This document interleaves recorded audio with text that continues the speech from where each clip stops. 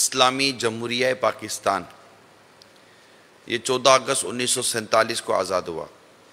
कई लाख अफराद कुर्बान हुए, लाखों लाख हिजरत की। हमने पाकिस्तान का मुतालबा ज़मीन का एक टुकड़ा हासिल करने के लिए नहीं किया, बल्कि हम ऐसी जाए पनाह चाहते थे जहां हम इस्लामी उसूलों के मुताबिक ज़िंदगी बसर कर सकें, कि एक अलग कौम की हैसियत से रहें, कि दूसरी कौमों की तहजीब, दूसरी कौमों के अक़दार ये हमारी ज़िंदगी में सरायत ना कर जाएं। ये वो मकासद हैं जिसने एक अलग रियासत आई, एक अलग मुमलिकत आई।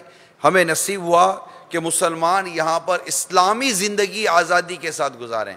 यहाँ पर एक सवाल पैदा होगा कि इस्लामी ज़िंदगी क्या है। मैंने जब से शऊर पाया है उस वक्त से अगर मैं पाकिस्तान की सूरत हाल देखता हूँ और मकसद आज़ादी को देखता हूँ तो मेरी सोच कुछ मुख्तलिफ चली जाती है।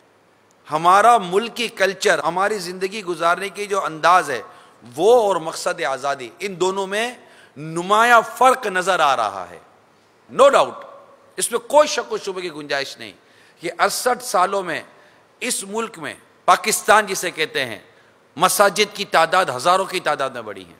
दुनिया में सबसे ज़्यादा हुफ़्फ़ाज़ प्रोडक्शन पाकिस्तान में है। कहते हैं दुनिया में सबसे बड़ी चैरिटी यानी सबसे बड़ा चंदा देने वाला मुल्क जो कौम है वो पाकिस्तान से निकलती है। लेकिन अगर मैं एहतिसाब करने जाता हूँ, माशरे का, अवाम का कौमी अंदाज देखना जाता हूँ, वो तो ये देखता हूँ कि हमारी कौम के अंदर, हमारे अंदर हमारी इस्लामी तर्ज ज़िंदगी कितनी है, हमारे कमाने का अंदाज कितना इस्लामी है, हमारे शादी ब्याह का अंदाज कितना इस्लामी है।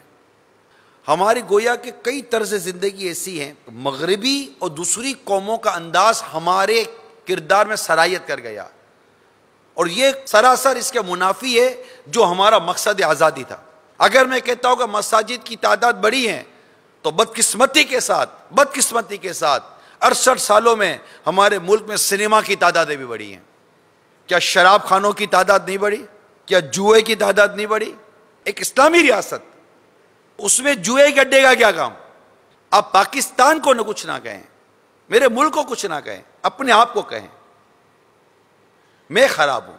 अगर इस्लामी अंदाज़ ज़िंदगी होता, इस्लामी निज़ाम हयात होता सही मायनों में, इसकी रूह के साथ, तो बदकारी के वाक़यात कम होते। इस्लामी ज़िंदगी ये है कि अपनी निगाहों की हिफाजत करें। सबब ये नहीं कि हम दूसरी कौमों के साथ रहते हैं, नहीं, दूसरी कौमों का अंदाज़ ज़िंदगी टीवी की स्क्रीन के जरिए आज हमारे घर के अंदर दाखिल है।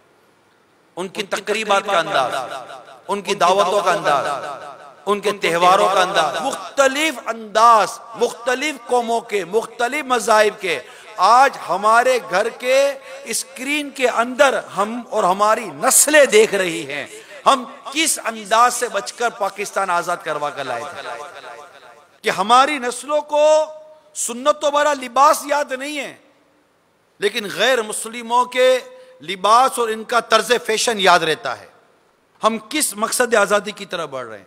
अगर हम इन हदीसों का मुताला करते हैं तो क्या मौसीकी, गाना, ये बेपर्दगी, ये बेहयाई, यौम आज़ादी मनाने वालों में आपसे पूछता हूं, जिस अल्लाह और उसके रसूल की मदद से ये मुल्क के पाकिस्तान, इस्लामी जमहूरिया पाकिस्तान आज़ाद हुआ, ये सूद कैसे आ गया? सूद कैसे आ गया? सूद कैसे आ गया? अल्लाह और उसके रसूल से जिस काम के जरिए लड़ाई है, जंग है, हम उस पे कैसे मुब्तला? क्या ये सूद खाने के लिए पाकिस्तान आज़ाद हुआ?